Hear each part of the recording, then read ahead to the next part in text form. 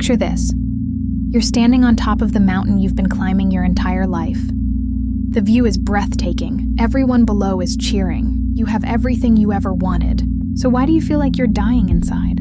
I used to believe that success was a cure-all medication. Get the promotion, fix the emptiness. Make the money, heal the wounds. Win the recognition, silence the critics in your head. But here's what nobody tells you about reaching the top. Sometimes the view reveals you've been climbing the wrong mountain. My name doesn't matter. My specific achievements don't matter. What matters is this story, because it's not just mine. It belongs to millions of us who discovered success isn't the antidote to our problems. It's often the poison that makes them worse. Let me take you back to where it all began. I was that kid who turned homework into a competition, who measured self-worth in grades and gold stars. My parents meant well.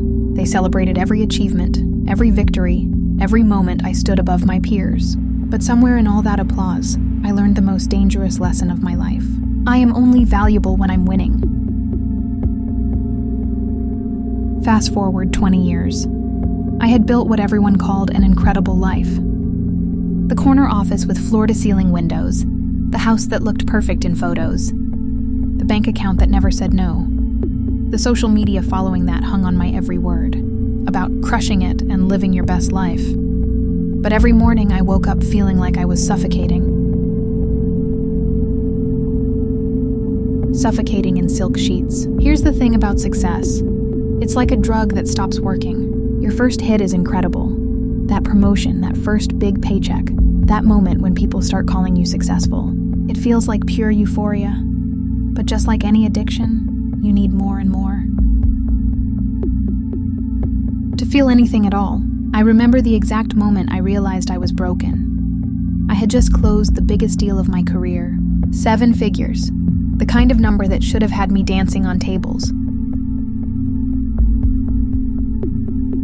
Instead, I sat in my Tesla in the parking lot, staring at my phone screen showing the contract signature, and felt absolutely nothing. Worse than nothing, I felt hollow. That's when the panic set in. Not the kind of panic you get from failure.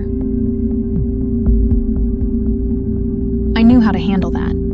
This was the panic of realizing that success had become my entire identity. And it wasn't enough. It would never be enough. You see, when you build your life around achievement, you don't develop a self. You develop a performance. And performances are exhausting.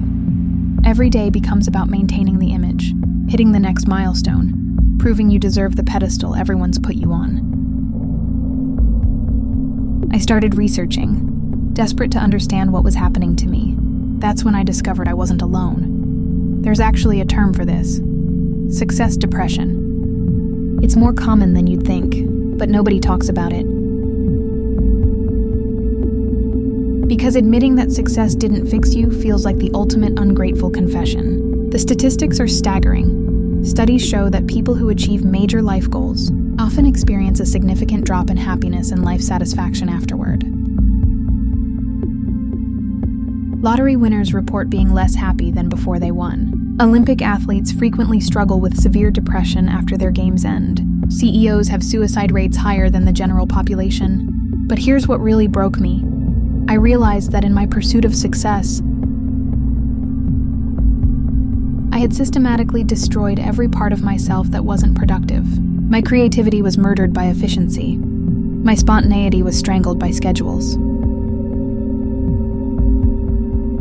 My relationships became networking opportunities. My hobbies became personal branding. I had turned myself into a machine optimized for one function: winning.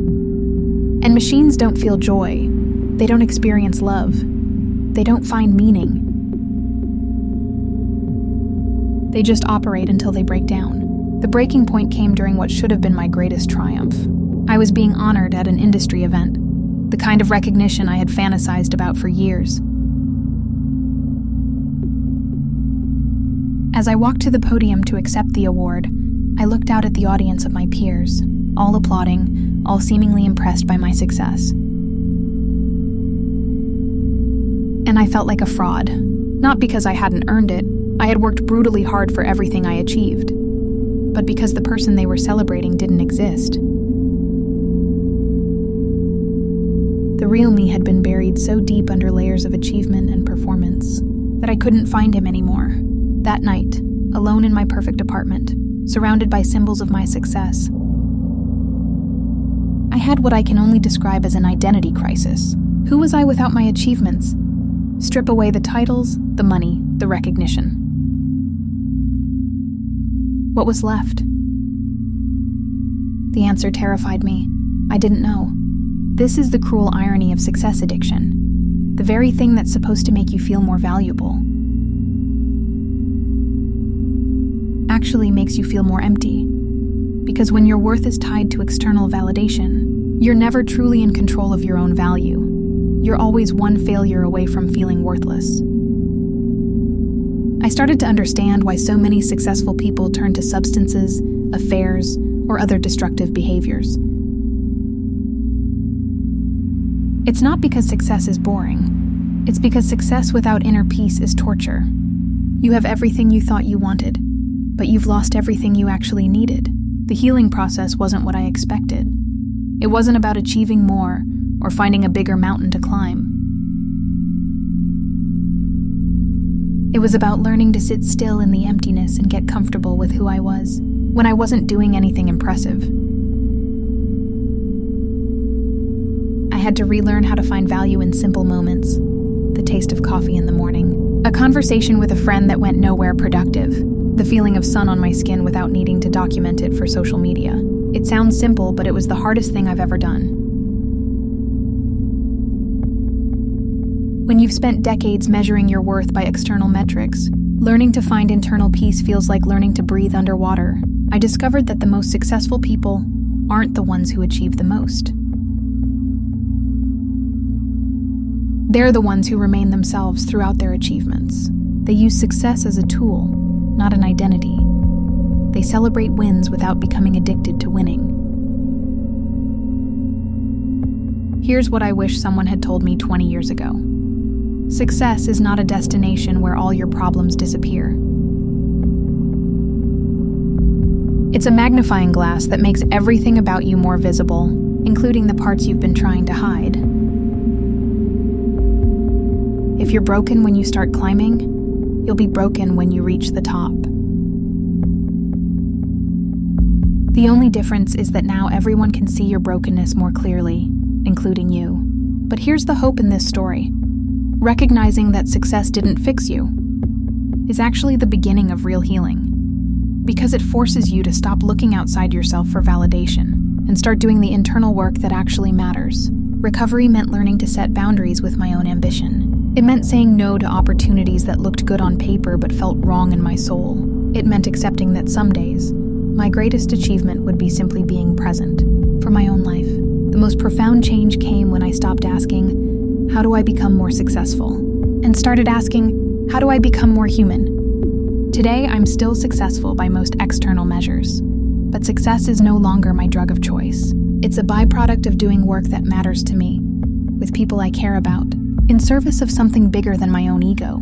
I've learned that the opposite of success addiction isn't failure, it's freedom. Freedom to be imperfect, to have bad days, to find meaning in moments that will never trend on social media or impress anyone at a networking event. If you're listening to this and recognizing yourself in my story, know this. You're not ungrateful for feeling empty despite your achievements.